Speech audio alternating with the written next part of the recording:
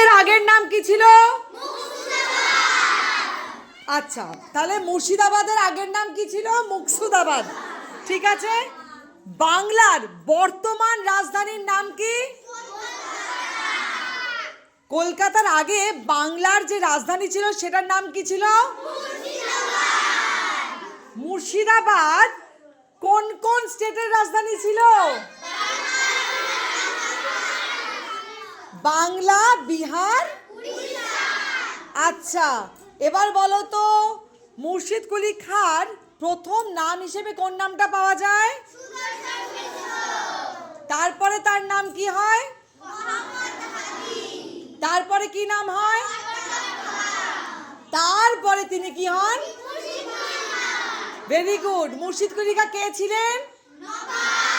Very good. তিনি কোথায় এখন শুয়ে রয়েছেন? তার সমাধি কোথায়? কাটরা মসজিদ। ভেরি গুড, জোরে হাততালি।